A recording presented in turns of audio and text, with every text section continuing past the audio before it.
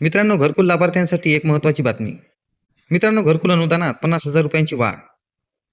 राज्य सरकारने ग्रामीण भागातील गरजू आणि बेघर कुटुंबांना पक्के घर देण्यासाठी पंतप्रधान आवास योजना ग्रामीण टप्पा 2 ला मंजुरी दिली आहे.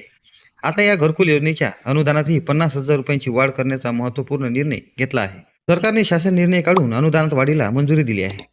आता महाराष्ट्र शासनाने पंतप्रधान आवास योजना ग्रामीण टप्पा 2 2024-25 ते 2028-29 राबविण्यास मंजुरी दिली आहे. या योजनेअंतर्गत लाभार्थ्यांना मिळणाऱ्या अनुदानातही वाढ झाली आहे. राज्याच्या हिश्श्यातून अतिरिक्त अनुदान 50,000 रुपये देण्याचा निर्णय घेतला आहे. राज्यात ग्रामीण भागातील गोरगरीब लाभार्थ्यांना स्वतःचे घर मिळवण्यास मोठी मदत होणार आहे. लाभार्थ्यांना मदत देण्याचा शासन निर्णयही जाहीर करण्यात आला आहे.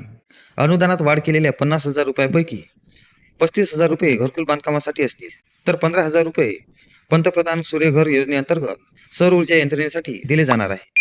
मात्र सौर ऊर्जा यंत्रणा न बसवणाऱ्या लाभार्थ्यांना 15,000 रुपयांचे हे अतिरिक्त अनुदान मिळणार नाही. तर मित्रांनो, याबाबतचा संपूर्ण व्हिडिओ आपल्या फ्रेंड ऑफ फार्मर्स या चॅनलवरती अपलोड करण्यात आला आहे.